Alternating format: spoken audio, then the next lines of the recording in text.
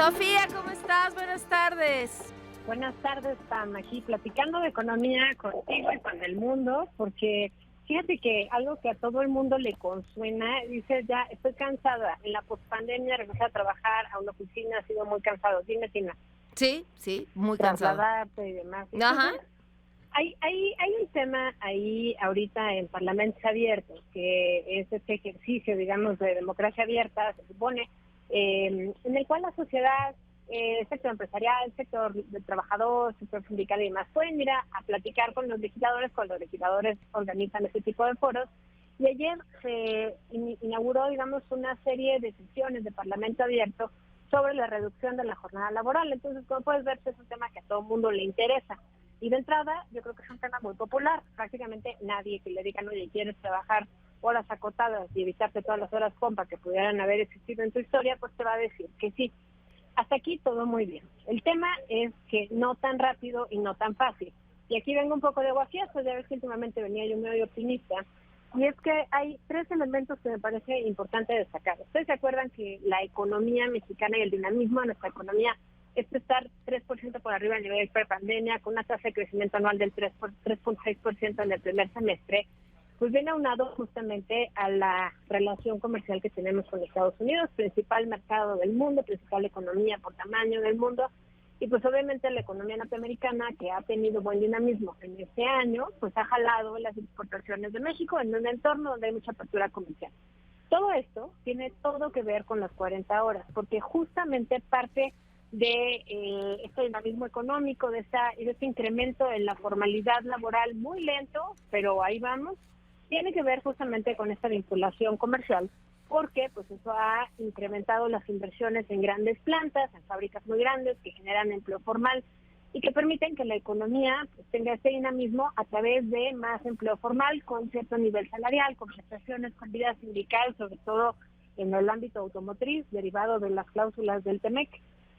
Y bueno, pues obviamente esto hace que tengamos esta sensación de que es un buen momento para reducir las horas de jornada laboral. Uh-huh. Yo aquí lo que les quiero transmitir es que hasta aquí todo bien, pero detengámonos un momento para identificar cuáles podrían ser cosas que salen mal.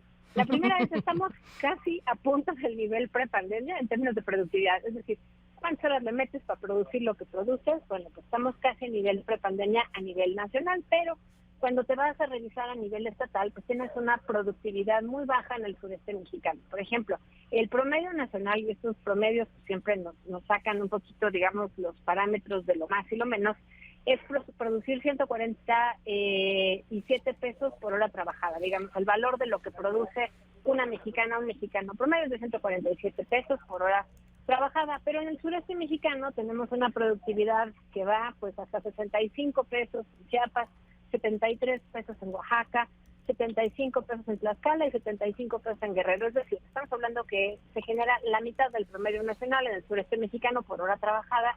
Y en el norte, pues estamos hablando de dobles y triples veces, digamos, lo que se genera. Ciudad de México es una de las entidades que más productividad tiene a lo largo de la historia, entre otras cosas porque tenemos servicios de alto valor agregado ubicados, digamos, aquí en la Ciudad de México. Entonces, la productividad es uno de esos elementos que quienes emplean personas, que el más del 72% de la población está empleado en el sector privado. Bueno, pues justamente el sector privado dice, oye, pero acabamos de subir varias veces, años consecutivos, importante el salario mínimo. Oye, pero además pues, hicimos una reforma laboral, en una reforma de pensiones en esta misma administración.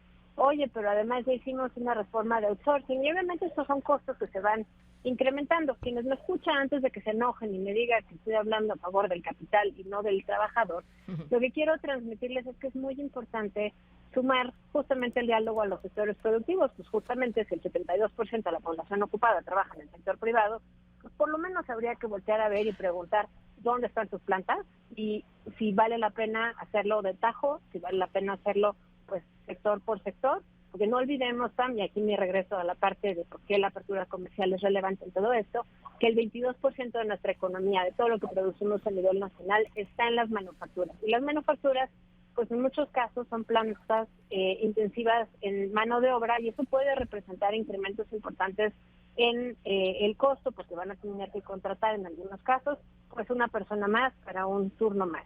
Insisto, quienes me escuchan van a decir, pues ni modo, las empresas grandes pueden con ello, y bueno, ahí va mi argumento final para poner atención a las cosas chiquitas, porque luego en las letras chiquitas se nos dan los detalles. Hay alrededor, Pam, de 56 millones de personas trabajando en el país, en empleo formal e informal. Hay más o menos, pues, 15.6 millones de personas que trabajan más de 40 horas a la semana, es decir, quienes serían potenciales beneficiarios, pero además lo hacen en la formalidad laboral, porque de nada sirve que trabajes 60 horas a la semana en un empleo informal, si de todas maneras, pues ahí nadie va a supervisar que estés trabajando más o menos. Entonces, esos 15.6 millones de personas que están trabajando más de 40 horas y que lo hacen en un empleo formal, pues como puedes ver, es menos de una cuarta parte del total de la población que trabaja, porque decía yo que son 56 millones, y de esos 15.6 millones, 6.7 millones trabajan en empresas grandes. Es decir, ahí podríamos discutir si es viable que esas empresas contraten tercer turno, si es viable que esas empresas inviertan a la automatización, entonces sigan produciendo con los mismos trabajadores, y tendríamos nada más una discusión, pues que no haya despidos masivos. Pero aquí la atención que me parece súper importante tener es que hay 7.2 millones de personas que trabajan más de 40 horas en el empleo formal, en una empresa micro, pequeña y mediana. Ahí es donde el legislador y la legisladora tienen que poner atención, porque son 7.2 millones de personas con un empleo, con prestaciones, con seguridad social, que se pueden poner en riesgo si esta reforma se aplica de buenas a primeras. Y me refiero a que pues, lo más ágil es, pues, te saco de la formalidad, pues, sale muy caro. Eso, sí, yo creo que esa es la preocupación más legítima, ¿no? Porque sí entiendo este discurso de, o sea, sí pueden ganar un poquito menos y pagar un poquito más, ¿no? O contratar otro turno y que los trabajadores trabajen menos horas. Somos el país que trabaja más horas, pero no necesariamente el más productivo. A lo mejor podríamos ser más productivos trabajando menos horas. O sea, hay muchos temas ahí, pero la tentación de la informalidad es brutal, incluso porque podría beneficiar, entre comillas, al trabajador, al menos de manera inmediata, en la cantidad de recursos que recibe. Mira, y como bien lo estás refiriendo, hay 6.7 millones de personas en empresas grandes que podrían verse beneficiadas, pero no olvidemos que 7.2 todavía son más que 6.7 millones de personas, y no lo estoy inventando yo, estos son datos que puede consultar cualquier persona en el INEGI, e insisto, creo que la parte que hay que tomar en cuenta es, estamos viendo cómo hay ahorita un incremento en el empleo y un incremento en la formalidad del empleo, no muy sustantiva, pero ahí va pianito, gracias a la apertura comercial, gracias a todo este tema. Bueno, vamos a ver cuáles son las maquilas, porque en las maquilas pues uno piensa también en estas grandes empresotas.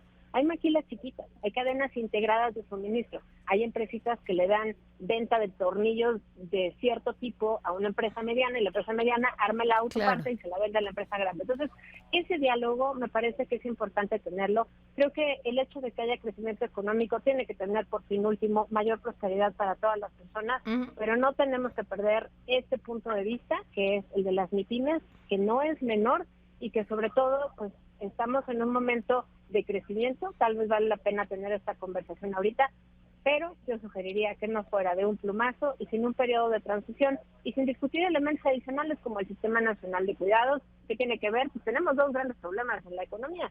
Uno es la informalidad, pero la otra es la baja participación de las mujeres. Eso no va a ocurrir de la noche a la mañana si no hay con quién dejar a los menores.